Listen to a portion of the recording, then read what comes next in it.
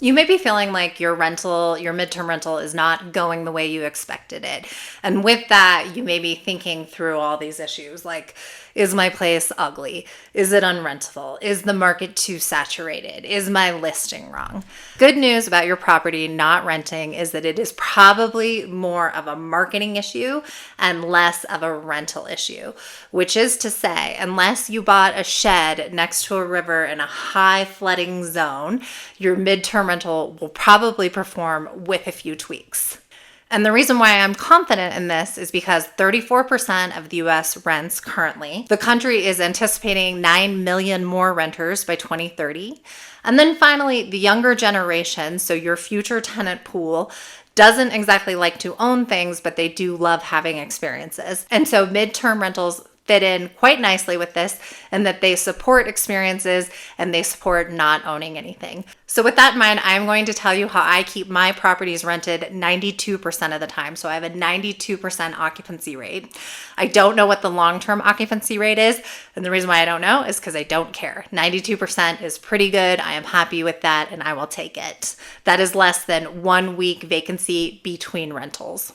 In addition to that, I get an average of 35 to 45% above long-term rates on my midterm rentals. So what Rentometer and what Zillow are saying you will get for a 12-month plus rental, I get 35 to 45% above that on average. In my single family units, I'm getting an average of 35% above, and in my condos, I'm getting an average of 45% above.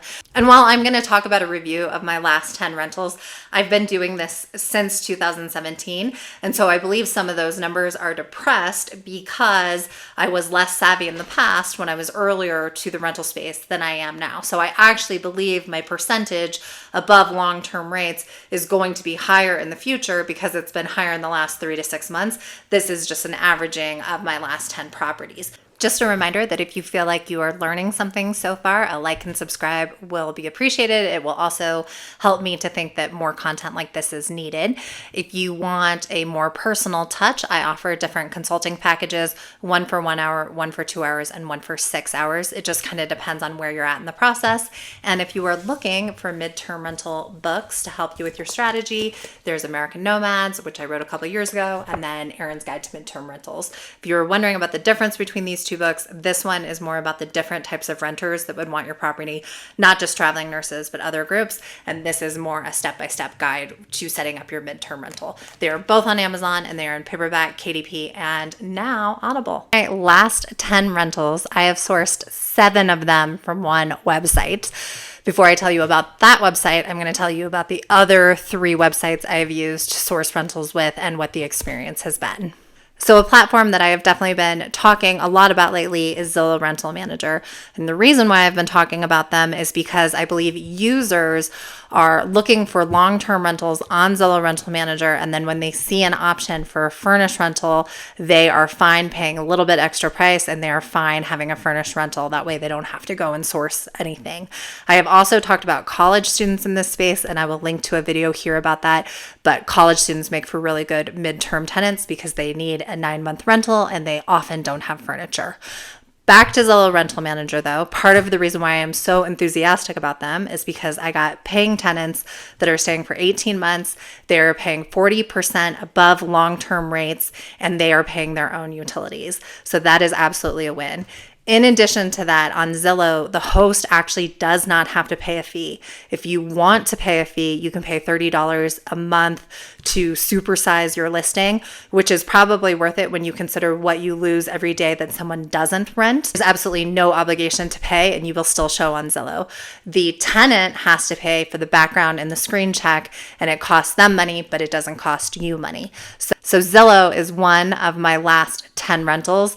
However, it is one of my most recent ones. So I'll be interested to see how Zillow performs in the future because I wasn't listing on Zillow in the past. So the second platform we used is Facebook Marketplace, which is also free to the host and also a platform that I don't discuss very much. And the reason for that is just that I see Facebook Marketplace becoming more and more like Craigslist, so it might be more work on your end to vet and weed through the tenants. My husband had listed there, and it is where we sourced one of our set of college kids. And then finally, Furnished Finder sourced that third tenant for me, paid 37% above long-term prices, and they stayed for 1 month. And before I get into the final platform that has sourced 7 out of 10 of my last rentals, just a reminder that Furnished Finder is $99 annually. It is cheaper if you do a 2-year setup, and it is cheaper than the platform I'm about to talk about, as was Facebook Marketplace and Zillow Rental Manager. And finally, the magical platform that will cost you more than the competition, but also has sourced 70% of my rentals, of my past 10 rentals, is Airbnb. They take 3% of all the sales. I still think it's worth it because you are still getting renters. I have complained in the books that their algorithms are obnoxious, and I mean it, they are obnoxious. But at the end of the day, you care about getting renters in, and it looks like Airbnb is definitely the place to be. I will add, it is part of the reason why I wrote the books, is that in October of 2020, I listened to an NPR article about this movement, people being released from having to live right next to their jobs. So that made me think about user patterns. And then I started to research how Airbnb was talking about this. And I know Brian Chesky, the CEO, was saying that over a time period of like 10 years, only 14% of their total bookings were for 30 plus days. And then during the COVID year, during 2020, that shot up by 10%. So now at least 25% of their bookings are 30 plus, and you're seeing them do a lot of stuff with filters, monthly pricing. So they are bought in on this, and I think it is working. And I think if you want to have success on your midterm rentals, you need to be on Airbnb. I have said in other videos, and I mean it, you should be on at least 2 platforms, but one of those platforms should be Airbnb. So let's talk about the tenant types that I have sourced and what the numbers have looked like on the 7 rentals that I have sourced off of Airbnb. And as a reminder, if you feel like you're learning something from this video, a like and subscribe is appreciated. If you are looking for one-to-one consulting, email me. My email's on the screen. I do 1-hour sessions, 2-hour sessions, or 6-hour sessions, depending on where you're at in your midterm investment. So let me talk about the last 7 rentals that I've sourced from Airbnb. Most recent was a family. It is a family of 4. They rented for 12 months and they paid 30% above long-term guests, and they paid the utilities. Second group was college students. So it was 4 college students. They added a 5th in the middle of the rental. I was fine with. They paid 30% above long-term prices, and we paid the utilities. And that simply came down to tenant preference. We really liked those particular tenants, so we were okay taking a little less money. Next, we have nurses that rented off of Airbnb from us. They rented for 3 months. They paid 35% above market value, and we paid the utilities. And this is because we pay the utilities for anyone that rents for 6 months or less. All right, next, we have a PhD student at DU. He rented for 12 months. There are no utilities because it's in a condo, and he is paying 65% above long-term market rate. Before that, we had a nurse who rented for 3 months. She came from Airbnb and she paid 50% above market rate. Before that, we had a nurse that came in for 2 months, rented off of Airbnb, and rented 37% above market rate.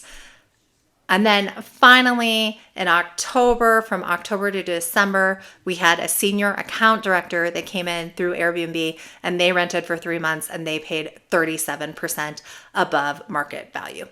I hope I have sold you on Airbnb. Obviously, they're not paying me to say this, but I think it is in your best interest to be on Airbnb. If you want more information about how to set up on Airbnb, here's the video for that.